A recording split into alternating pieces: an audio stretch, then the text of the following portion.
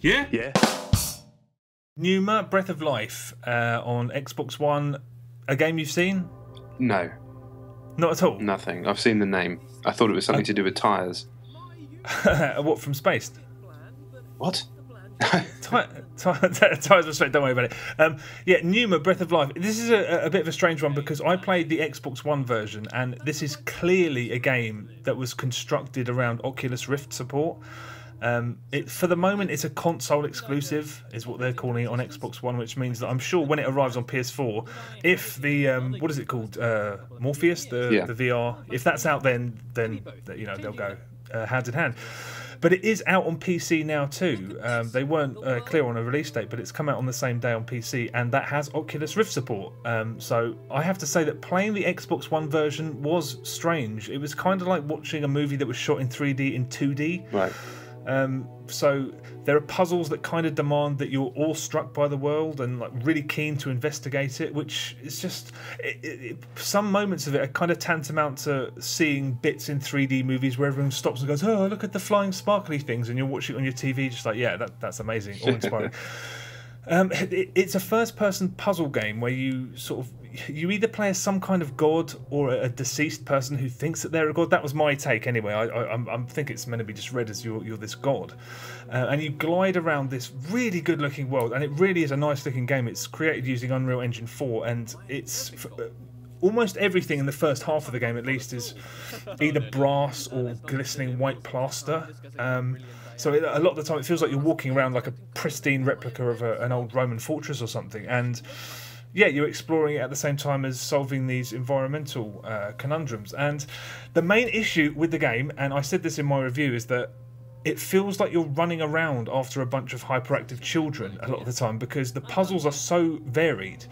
It just establishes rules and then it just chucks them away again. And there's a huge difference between the way that some of the puzzles are solved when placed concurrently anyway. So one puzzle could be quite an elaborate and quite taxing thing, and then the next one could just be the solution could literally be you have to look at something for a specific period of time. So I did find that a little bit disorientating. I mean, overall, I just found the whole thing quite hard to engage with because of that. I think puzzle games, more so than any other genre, really benefit from like a coherence of concept, and this is just scattershot. It's just, some people might really like that, the discrepancy between the puzzles, but I just felt like I was on the receiving end of a load of random pot shots, so I couldn't kind of settle in with it.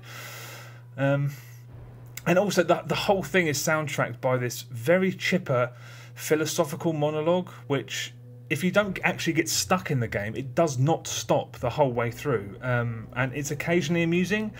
It's occasionally quite thoughtful about sort of creation and the design of a world and what goes into that. But some of it is just quizzical gibberish. And you can't ignore it because some of the puzzles, there are essential clues in the dialogue, so you have to listen to it. So you can't like mute it if it starts to wind you up. So you have to be ready for that. I mean, you know, you have to be ready for a very chirpy monologue that lasts at least a couple of hours. I assume that's how long the game is if you don't get stuck. It took me between 4 and 5 hours, I think.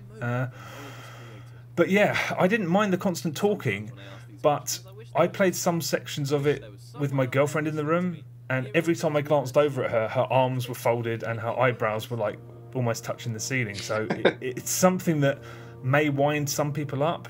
But I mean, the game is basically not perfect, but when it's good, it's pretty damn good. There are some really ingenious puzzles in it, and it does look really great. But if you're going to play it, and you can play it on PC with Oculus Rift, I mean, there's absolutely no contest. Don't play the Xbox One version. Don't even think about it. I mean, I hope if there's a sequel that it's more coherent than this one.